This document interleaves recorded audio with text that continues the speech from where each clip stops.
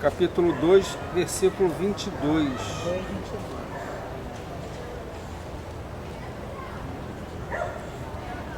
Então, primeiro livro de Samuel, capítulo 2, versículo 22 ao 25. Nós estamos, no dia anterior às eleições, um dia importante para o nosso país. E aqui nós temos a figura de um sumo sacerdote que ele se depara com um problema seríssimo na casa dele. Eli repreende os seus filhos. Eli já era muito velho e ouvia tudo e que os seus filhos faziam a todo o Israel, e de como se deitavam com as mulheres que serviam à porta da tenda do encontro. Esses filhos se deitavam com mulheres à porta. Esses homens, esses filhos, eles eram sacerdotes, mas eles são sacerdotes auxiliares. Eli era o sumo sacerdote. Versículo 23. E disse-lhes: por que vocês fazem estas coisas? Pois de todo este povo ouço constantemente falar das coisas más que vocês fazem. Versículo 24. Não, meus filhos, porque não é boa fama esta que ouço. Vocês estão levando o povo do Senhor a transgredir. Versículo 25. Se um homem pecar contra o seu próximo, nós ainda temos o quê? Deus como árbitro. Mas se ele pecar contra o próprio Deus, como o próprio Senhor, quem intercederá por ele? Mas eles não ouviram a voz do seu pai, porque o Senhor os queria eliminar.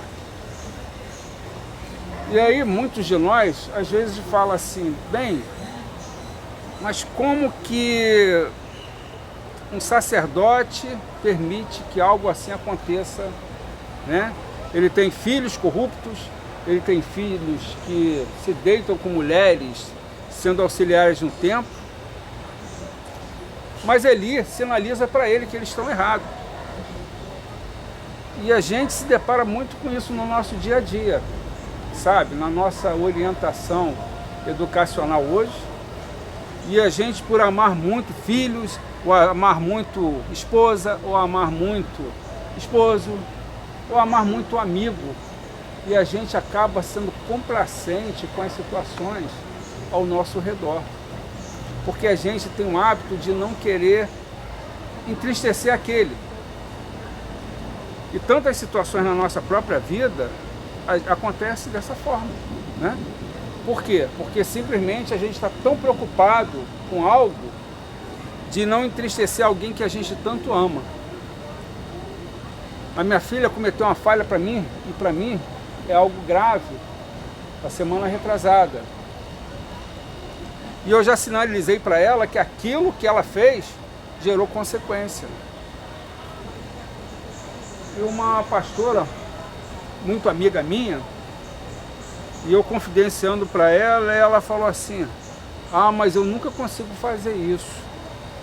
O não é muito importante na nossa vida. O não é importante. O não, ele sinaliza que, olha, algo está sendo feito e algo não pode, você não está de acordo. Porque o compromisso de cada um de nós é com o Senhor. Aquele que está ali, ele foi gerado por Deus. Se ele é bênção na tua vida, ele foi gerado pelo Senhor. Mas você tem que ter a orientação de Deus. Você não pode se curvar ao erro ou ao pecado. Porque eu amo minha filha e eu vou fazer vista grossa. Não. A educação, a orientação, a moralidade dela, você é porta-voz disso. Você não pode ser conivente com coisas erradas. Eli, ele tinha liberdade de quê?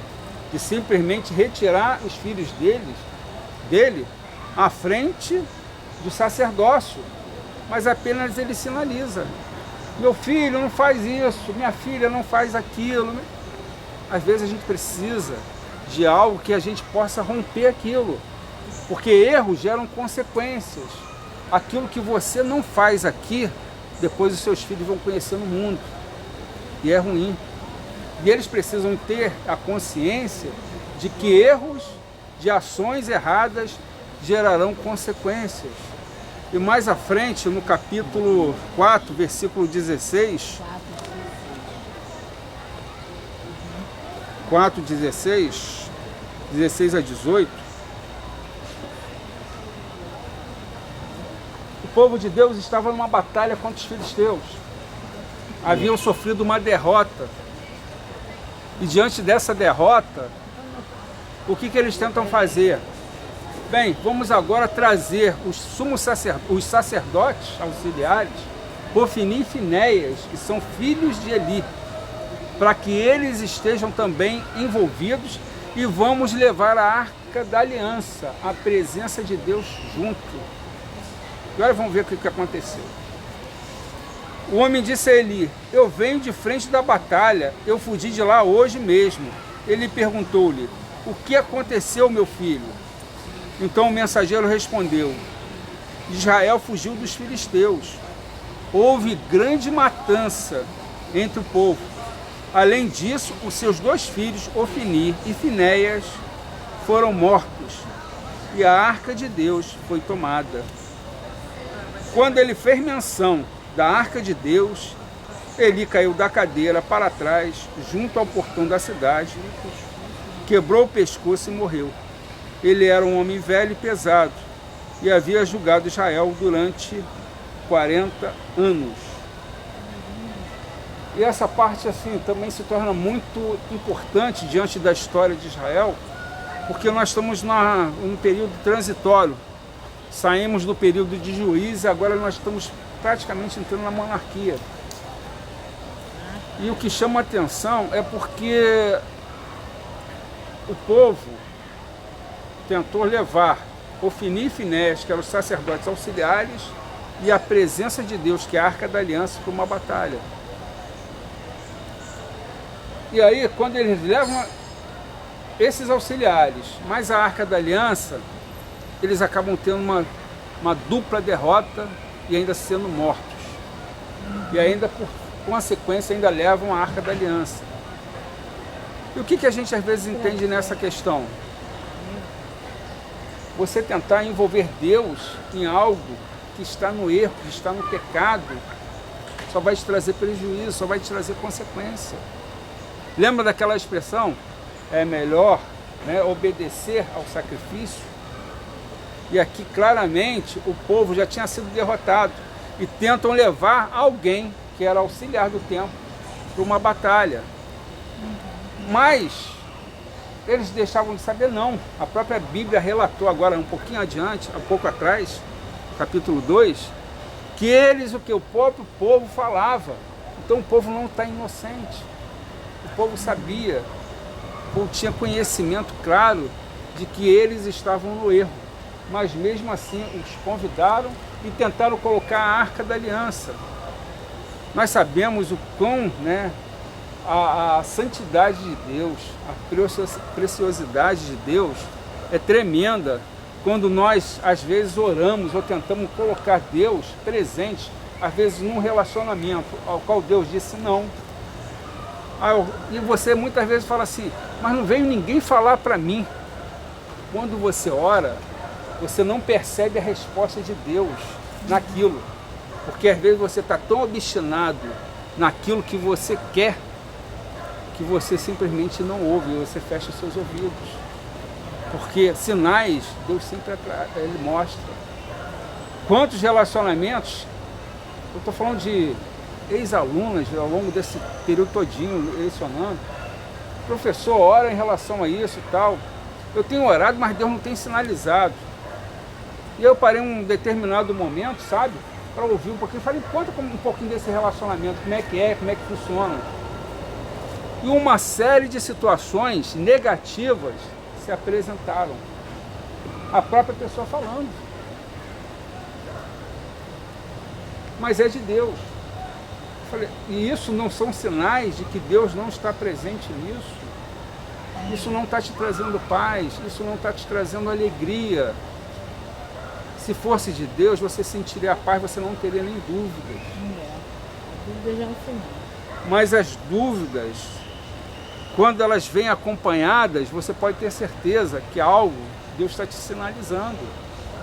Porque quando algo realmente Deus está assinando, você não tem dúvida, aquilo vai te trazer tranquilidade, vai te trazer paz.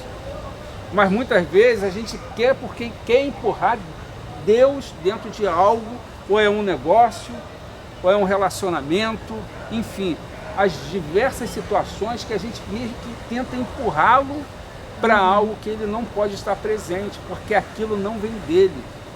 E a gente às vezes não tem tido maturidade nessa caminhada. Por quê? Porque a gente simplesmente quer. Nosso eu prevalece. É como se nós estivéssemos estabelecendo uma oração como uma prestação de conta, sabe? Não, eu estou orando por esse relacionamento, mas no teu fundo, no teu interior, você já disse o sim. E aí quando chega lá na frente, você fala assim, Senhor, me tira dessa situação. E às vezes a gente fica nesse embate, né? A gente quer empurrar Deus para dentro de algo que a gente tanto deseja, mas que Deus, Ele não quer isso para você. E nessa noite, eu compartilho com vocês para que a gente tenha maturidade, discernimento, equilíbrio, sensatez, diante das situações que venham se apresentar. Porque tem momentos que a gente é tão impulsionado pela nossa vontade, que a vontade de Deus fica em segundo plano. Vocês devem ter lembrado aqui, quando foi citado aqui, foi ministrado a palavra de Mateus, agora há pouco. E nós precisamos estabelecer prioridade na nossa vida. Se você se aliançou com o Senhor, você entende que Deus tem o melhor para a tua vida. E Ele precisa te sinalizar e você não ter dúvidas daquilo que Ele quer fazer contigo. Porque se você fosse impulsionado todo instante pela tua ansiedade, Senhor, está passando tempo, eu tenho que resolver isso. Senhor, eu quero porque eu quero. E aí, é melhor que você não tome uma decisão do que você tomar uma decisão errada.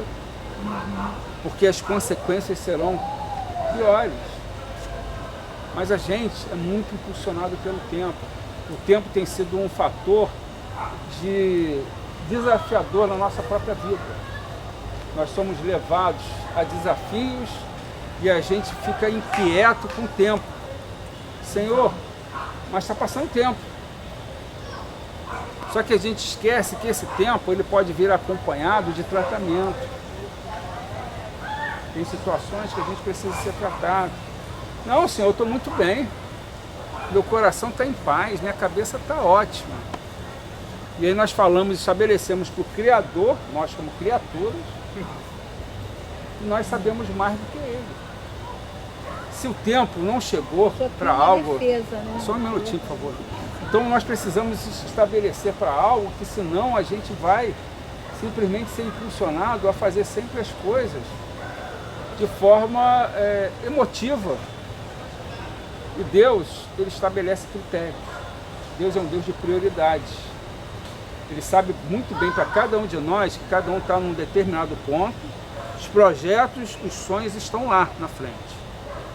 Mas Ele sabe que para que você venha desfrutar, você venha galgar tudo isso, existe um tratamento, existe passagens, existe uma necessidade de você passar por etapas.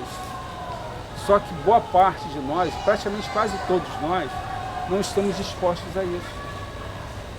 Nós estamos querendo o quê? Nós estamos querendo que Deus, Ele venha fazer a nossa vontade, Ele vai fazendo os ajustes depois. E aí, nós temos casamentos desfeitos, brigas, né, diversas, terríveis, às vezes negócios que foram estabelecidos, né, como outro dia um irmão falou assim, poxa, mas eu orei e eu iniciei um negócio e logo depois, mas você orou e esperou Deus te orientar, você esperou para Deus te sinalizar que aquilo era da vontade dele. E a gente às vezes não tem feito isso. E a gente quer culpar Deus porque a gente diz que a gente ora, mas a gente não é calmo, não é paciente, não é sensível e principalmente a sensibilidade para ouvir os sinais de Deus diante da resposta. As pessoas estão tão inclinadas, não, uma irmãzinha ou aquele irmãozinho vai me trazer a resposta. Você precisa, você mesmo, né? Outras pessoas até podem vir a confirmar aquilo, mas Deus tem que sinalizar para que você sinta no teu coração aquilo que Ele quer, né? Para que a gente não seja levado por coisas que não venham agradá-lo e que não seja bom para você. No capítulo 8, a partir do versículo 11 ao 20, a voz, né, do povo. Vamos ver qual que o povo, às vezes, eles acabam sinalizando. E nós estamos agora num período meio que propício a isso. Por quê? Porque nós estamos prestes a uma eleição ao qual um líder estará à frente desse povo, e nem sempre as escolhas do povo é a melhor de Deus.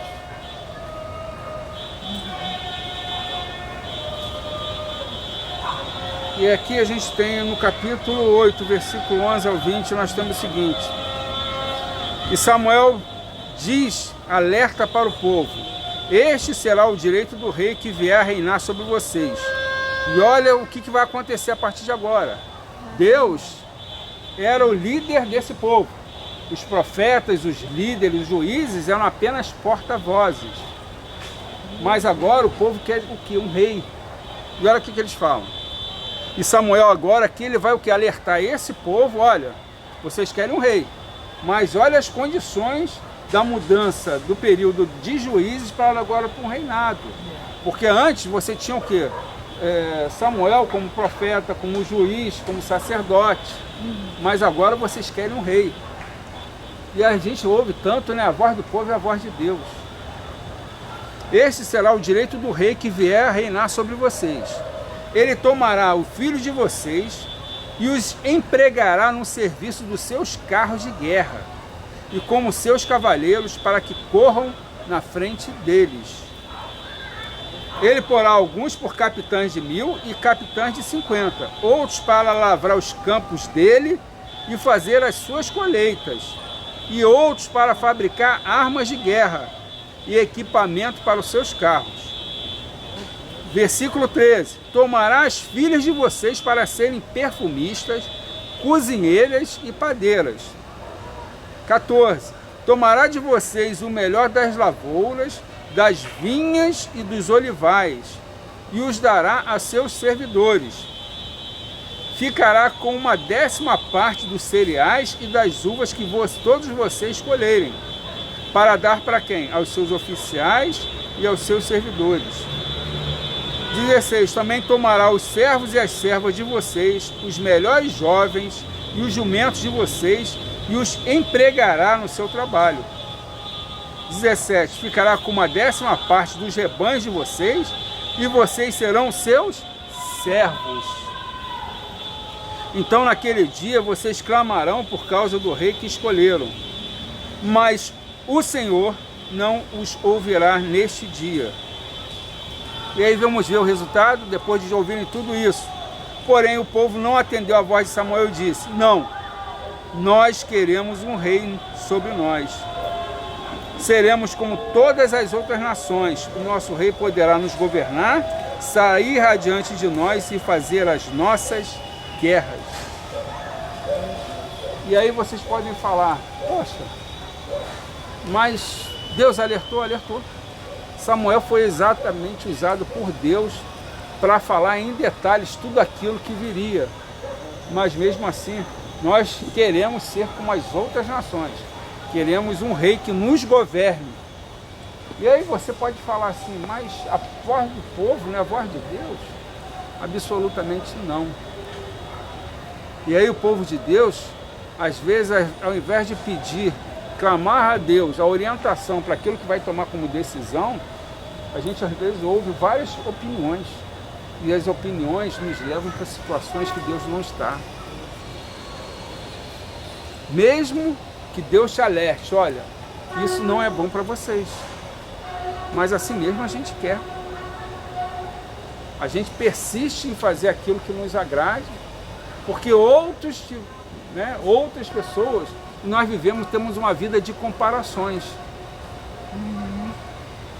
Não, eu posso ser feliz, mas eu vou sempre me comparar para A, para B, para C, para D. E se na minha concepção essas pessoas estão vivendo melhor do que eu, na minha concepção, a gente não sabe das lutas, dos problemas que cada um passa. Mas a gente, na nossa ideia, a gente imagina dessa forma. E aí, o tempo todo nós estabelecemos dessa maneira. E aí vem fulana de tal, olha, você deve fazer isso. E a outra também se une e fala, você também deve fazer isso. E aí a gente esquece o que Deus quer fazer na tua própria vida. Eu sempre alerto as pessoas que o primeiro ponto de Deus, a prioridade de Deus é o teu coração. E o que significa o teu coração? O teu coração é a sede das emoções, dos sentimentos, da tua personalidade, do teu caráter. E Deus, Ele tem algo que Ele quer transformar, moldar a nossa vida para que você esteja apto para outra etapa. Mas nem sempre a gente quer fazer isso, a gente quer pular etapa. O nosso desejo, aquilo que está prometido lá na frente, a gente quer colocar em primeiro plano. E aí, você não está preparado para desfrutar daquilo. E aquilo, simplesmente, sabe quando você vai segurar um sabonete e ele escapole das suas mãos? Exatamente, essa ilustração é diante do quadro que a gente às vezes não está preparado, mas a gente quer desfrutar. E as situações ruins acabam vindo acompanhadas. Por quê? Porque não era esse o propósito? Não, às vezes é o tempo. Tantas situações que nós vivemos hoje, que se fosse alguns anos atrás, você teria tido uma outra atitude. Por quê? Porque da nossa falta de experiência com Deus. E Deus vai nos transformando para que a gente fique mais equilibrado, mais ajustado, para que a gente tenha novos passos, né? E aí, só para a penúltima página, no capítulo 9, 21, o povo tinha pedido por um rei. E aí no capítulo 9, 21, vejam que interessante. Deus fala para Samuel que ele deveria realmente ungir um determinado rei, segundo os moldes do que o povo desejava. E olha como esse homem que ele encontra, que é encontrado, esse rei, né, que é o Saul, no versículo 21. Então Saul respondeu, quando Samuel lhe fala que ele seria, né, o rei de Israel: por acaso não sou eu um benjamita, da menor das tribos de Israel? E não é a minha família a menor de todas as famílias da tribo de Benjamim? Por que então você me fala com tais palavras? Ele é tão humilde, ele se sente tão incapaz, que quando chega o determinado dia da unção dele, ele se esconde nas bagagens. E aqui a gente tem um quadro de um homem totalmente, né, humilde. E aí a gente pode falar assim, mas o que aconteceu? E aí a gente pode observar no capítulo mais adiante, no capítulo 13, versículo 8 ao 14, para a gente finalizar. Mudou, né? Capítulo 13, versículo 8 ao 14. Vocês acabaram de ver agora um episódio quando ele se depara após Samuel lhe falar que ele seria ungido como rei de Israel. Saul esperou 7 dias, segundo o prazo determinado por Samuel. Mas como Samuel não vinha a Gilgal, o povo foi se espalhando dali. Então Saul disse, tragam-me aqui o holocausto e as ofertas pacíficas. E ofereceu o holocausto. Alguém que se sentia tão incapacitado para ser rei de Israel, agora ele se acha totalmente capacitado até para oferecer sacrifício, que era algo que o sacerdote, o sumo sacerdote deveria fazer. E assim somos nós, né? Às vezes nos sentimos tão incapacitados para fazer determinado tipo de coisas, mas quando vem os elogios, vem as exaltações, e a gente logo muda. E a gente acha que está acima do bem e do mal. E nada do que a gente faça pode simplesmente tirar aquilo que Deus colocou, né? E a gente pode observar mais aqui, versículo 10. Mal tinha ele acabado de oferecer o holocausto, eis que chegou Samuel. Saul saiu ao encontro dele para o saudar. E Samuel perguntou: o que foi que você fez? Saul respondeu: vendo que o povo ia se espalhando daqui e que você não vinha no prazo combinado e que os filisteus já tinham se ajuntado em Miquimais, eu disse comigo: agora os filisteus virão contra mim em Gilgal, e ainda não busquei a face do Senhor. Assim, forçado pelas circunstâncias, ofereci holocausto. Forçado. Então Samuel disse a Saul: você cometeu uma loucura, não guardando o mandamento que o Senhor seu Deus lhe ordenou, pois o Senhor teria confirmado para sempre o seu reinado sobre Israel. Mas agora o seu reinado não subsistirá. O Senhor buscou para si um homem segundo o seu coração, e já lhe ordenou que seja príncipe sobre o seu povo, porque você não guardou o que o Senhor lhe ordenou. E aqui é impressionante porque, né, nós às vezes estamos diante de uma situação, Deus começa a nos exaltar, e você que às vezes pode ter sido até esquecido, né, e você de repente recebeu o sonho, o projeto que Deus havia te prometido. Mas tem situações que a gente acaba esquecendo de uma maneira tão rápida e a gente passa de 0 a 100 em piscar de olhos. Por isso que o tempo é muito importante, porque o tempo de Deus, ele nos dá calos, né? Ele acaba te fortalecendo, a tua musculatura espiritual, elas são necessárias, os processos não podem ser pulados, porque nem sempre nós estamos preparados para aquilo que Deus tem para a nossa vida. Porque a gente às vezes tem um olhar que os projetos são tão pequenos que a gente pode imaginar assim: caramba, mas eu me sinto pronto para isso. Mas Deus percebe que às vezes o plano dele é muito superior àquilo e que você precisa estar pronto para desfrutar daquelas situações. Porque Ele sabe que se você não tiver o coração quebrantado, você facilmente pode cair. Quantas pessoas que eu conhecia ao longo da trajetória que foram abençoadas, que foram curadas e que eu nunca mais vi essas pessoas buscando o Senhor. É triste a gente falar isso, é. A gente tem o poder para que a gente... E essas pessoas, algumas estão passando por situações difíceis novamente. E a gente, o nosso dever é o quê? Orar, é abrir os braços para que elas venham, né? E que elas estejam sempre presentes no convívio com o Senhor. Mas Deus, Ele tem sempre o propósito de nos abençoar, de nos fazer sentir aquilo que Ele tem disponível para a nossa vida. Mas Ele quer, acima de tudo, um coração quebrantado. E quando Deus lhe trouxer tudo aquilo que Ele tem como promessa, que você não se desvie, que você não venha se afastar dele, mas que ele seja glorificado em todas as situações, porque é dessa forma que Deus quer na nossa vida. Senão, a gente vai estar sempre fazendo o quê? Buscando o Senhor diante das circunstâncias negativas. Mas aí quando Ele te traz conforto, depois de tanta peleja, que a gente às vezes considera que o tempo está longo, e aí quando Ele te concede tudo aquilo, você coloca tudo a perder, né? Então que nessa noite, que a gente aprenda como um Saul, né? Que tinha tudo para desfrutar do melhor de Deus.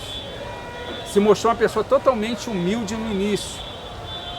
A minha tribo é menor, a minha família não é importante. E agora se esconde nas bagagens para que não pudesse ser ungido. Tamanha era a impressão que ele tinha da sua incapacidade, ou timidez talvez. e depois a gente vê que ele já estava até substituindo as funções sacrificiais que cabia apenas ao sumo sacerdote. E assim nossa própria vida, né? Eu queria fazer uma oração